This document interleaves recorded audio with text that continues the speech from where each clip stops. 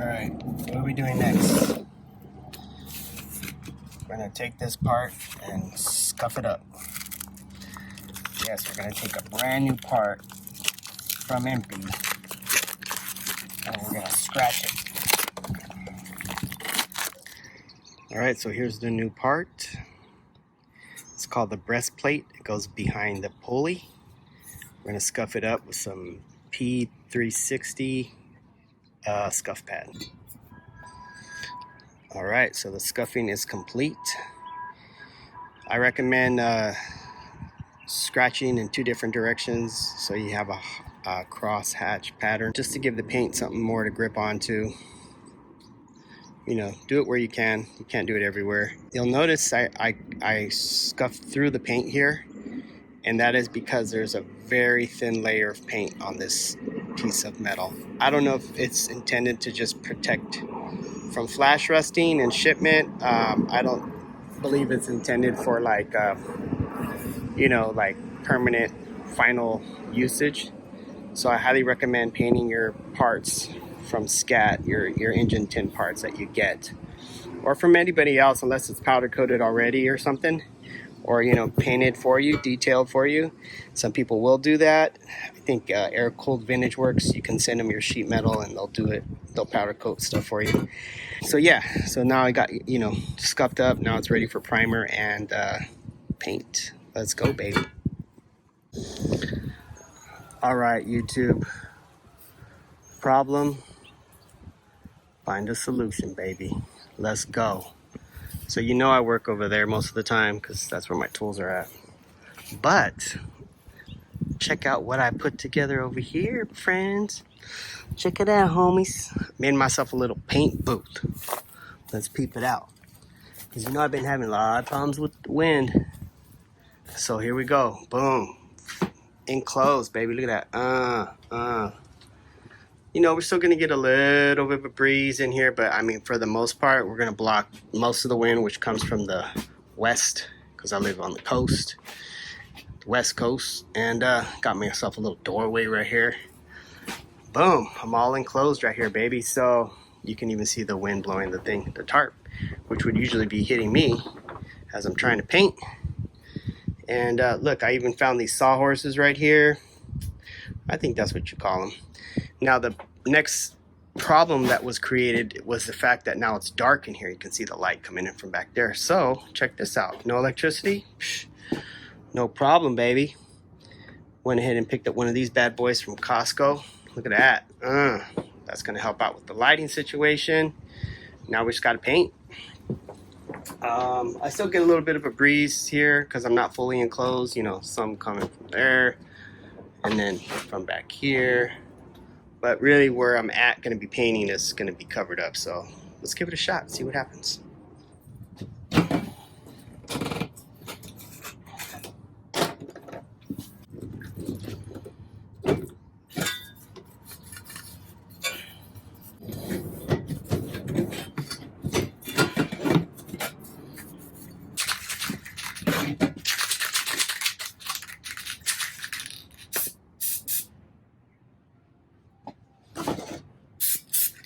Damn it.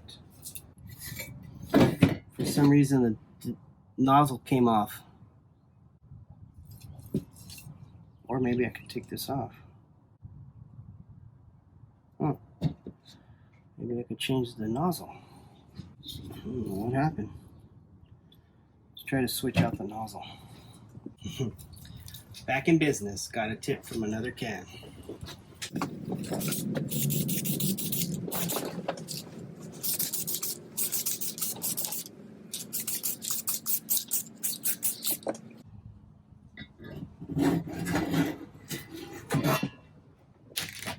Forgot I had this little setup right here.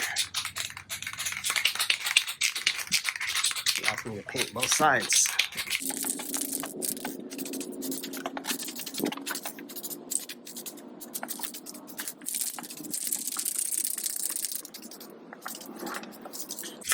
Alright, let's let that coat dry.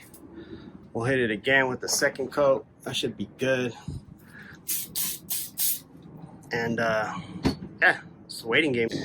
All right, so I just hit it with the second coat of primer in my new paint booth here. And got some good coverage on it. I'm gonna go ahead and call that good for now. Enough coverage with the primer, just 2 coats of primer. And now I'm gonna hit it with the sealer, which is not necessarily necessary, but I have it, so I'm gonna do it, and it's gonna provide a smoother finish, they say. Well, that's what the can says.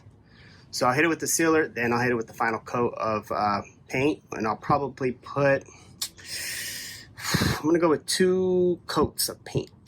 I think I have enough for 2 coats, front and back. Well, 2 coats on the front, maybe 1 in the back, or 2 in the back, 3 in the front. All right, wait 10 minutes. Okay, so what are we doing now? We're going to the final steps here. You can see actually there's a pretty good gloss on this cylinder tin right here. But this came out kind of rough. You can't really see, but there's a texture in here. And also in the fan shroud, which is the main piece that everyone's gonna see, also came out kind of rough. So what I'm gonna do is hit it with this 200 grit sandpaper. I'm gonna wet sand this all, and then I'm gonna hit it with the clear coat. And I hope this doesn't destroy all the work I've done putting into this thing, because if it does, I'm out of paint. I'm screwed. I'm gonna hit it with the clear coat, and hopefully that's gonna fix it up. What I'll probably do is try hitting the back that you're not gonna see here, this side of the tin. You won't see, it'll be behind the fan shroud. Maybe I'll start here and see what happens. And then I'll go to the front, because this is the right side. 1 and 2 cylinder. All right, wish me luck.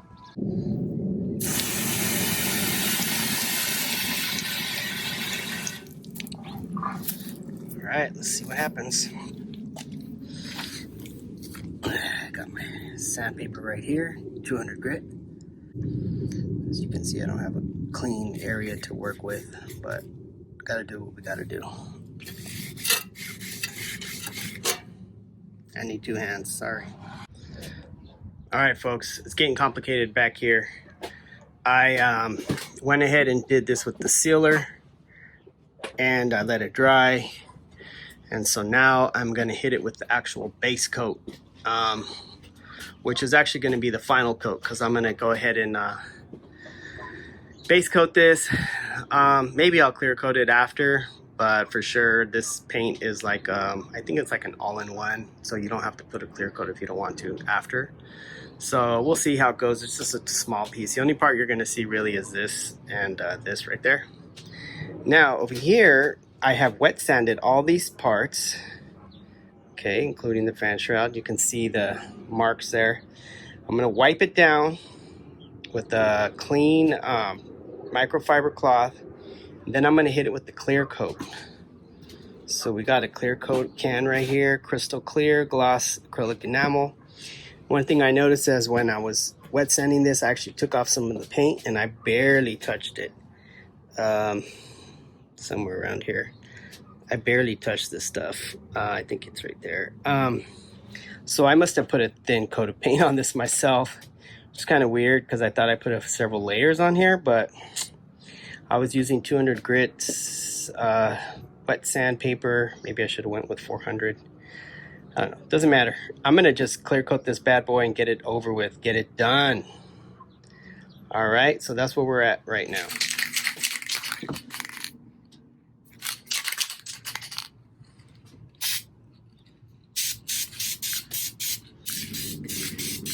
Okay, so I just hit it with 1 light coat right now. Have to come back with a couple more coats. I'm gonna have to repaint this.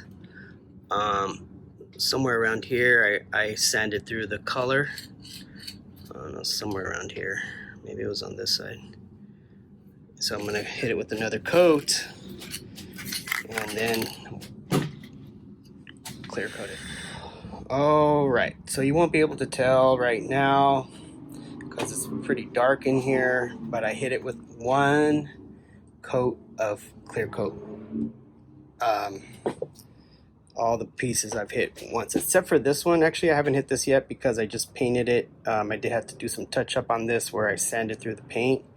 So I'm gonna let that dry for a little bit more. But I already hit these other parts with one coat of the clear, and so I'm gonna let that dry for about 10 minutes, and I'll hit it again with another second coat, and then I'll be able to hit this with the first coat of clear, because I just finished hitting it with the base coat right now. So I'm gonna let that dry. So I'll wait 10 minutes and then come back, and hopefully I remember what I just said right now. All right, peace. Let's see what's behind door number 1.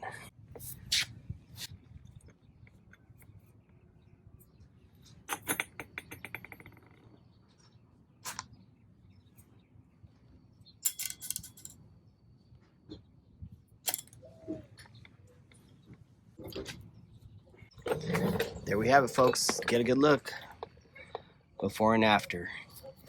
I've already started on some detail work. Went ahead and painted this fuel pump. Sanded this down with a scuff pad. So I didn't really sand it, I scuffed it. Tried to clean up the coil cap. Need to clean up these spark plug wires, pretty dirty. Didn't clean up the bottom half of the fuel pump. Need to finish cleaning that. And then we're gonna put everything back together. Went ahead and put on my foam last night. You can see right here. Did that at the midnight hour. Let's go.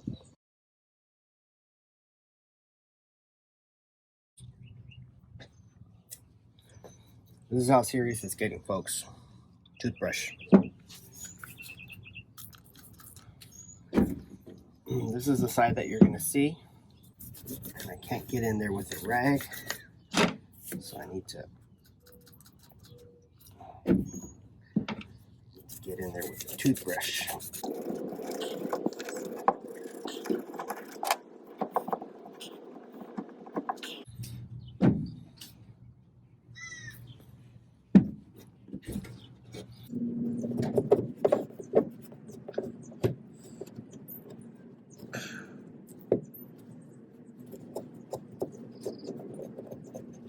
What do you think?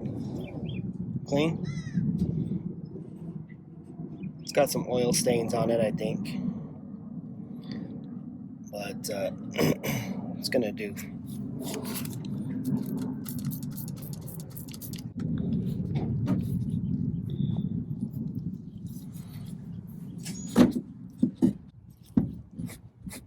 All right, let's put this puppy on.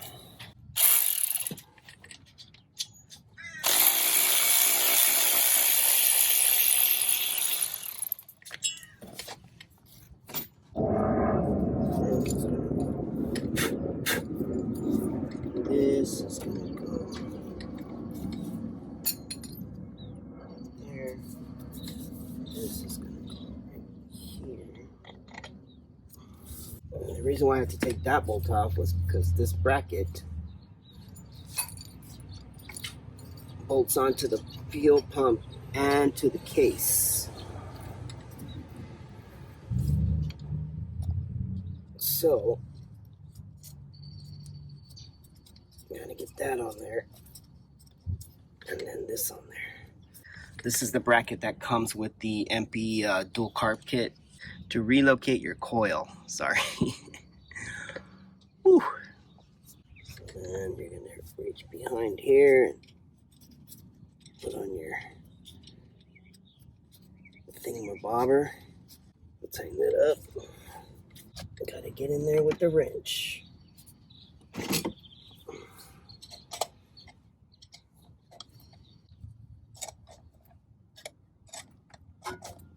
It's kind of a tight spot.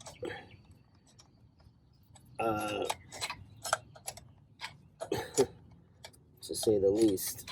And this is with the engine out of the car and without the fan shroud on. So, yeah, go figure. This is not an ideal location for a coil, but it is what it is. So, put that on there.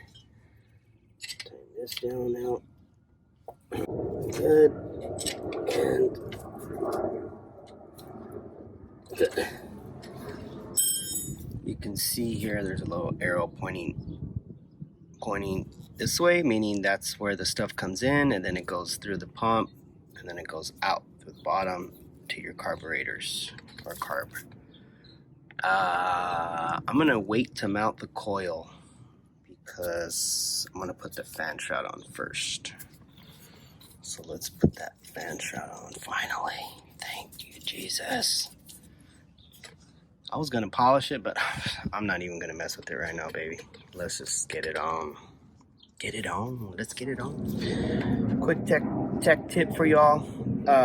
Take a Sharpie, write the cylinder that it goes to on the actual spark plug wire so you know where it goes back when you take it off. The moment of truth.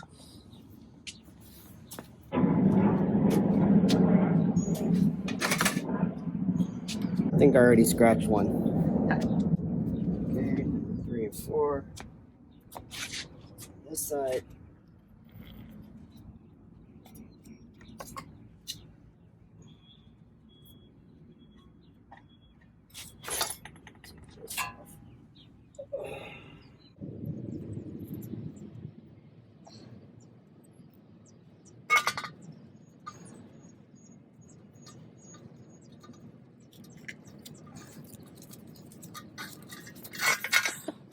Actually, I think I'm going to clean that off before I put the tin on.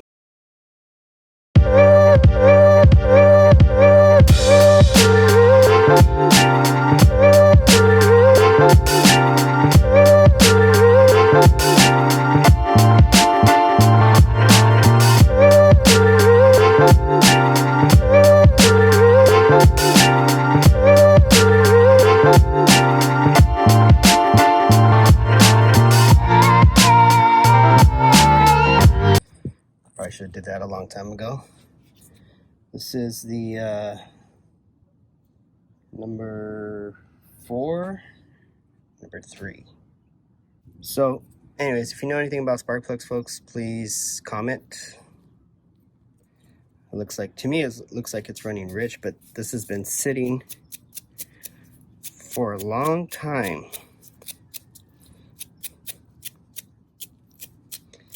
So I'm just cleaning it up, you know, getting some of that oil off of there.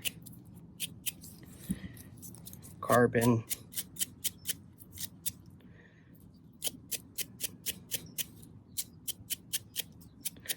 Just cleaning it with a wire brush.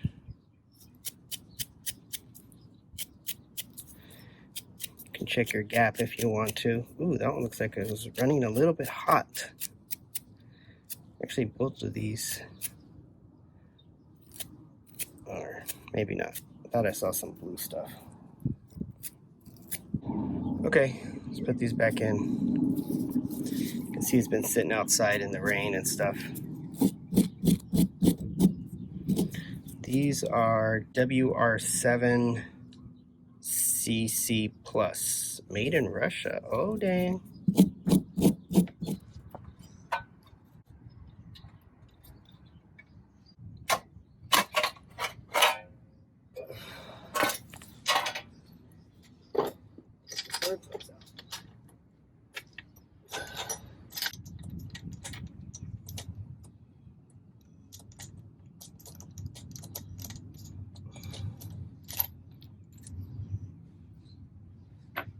Let's try it again.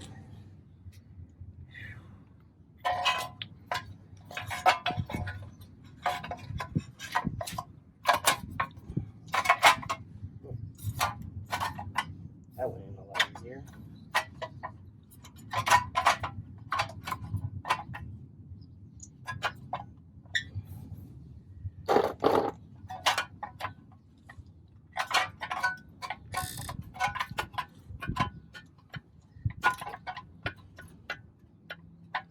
Let's see how this gasket's gonna fit.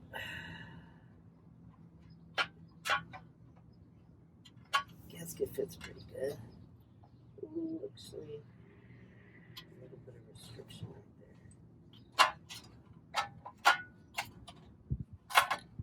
All right, there we go.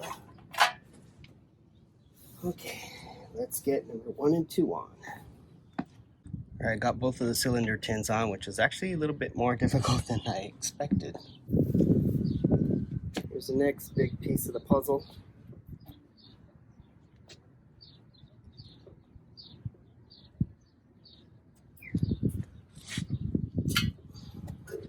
This is going to go right here.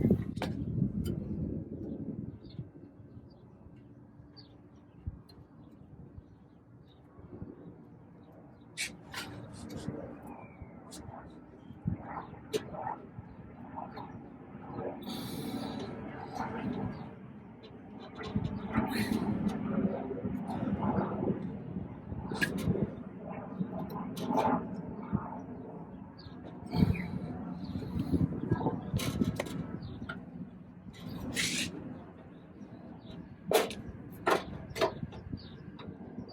so.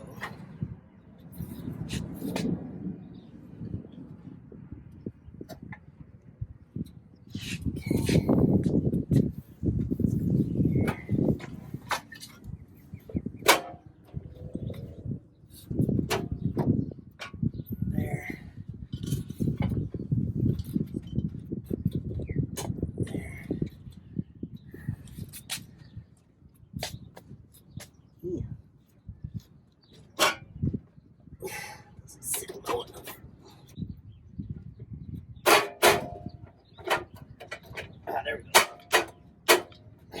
That's better. Okay, I was gonna say that is way too hot. All right.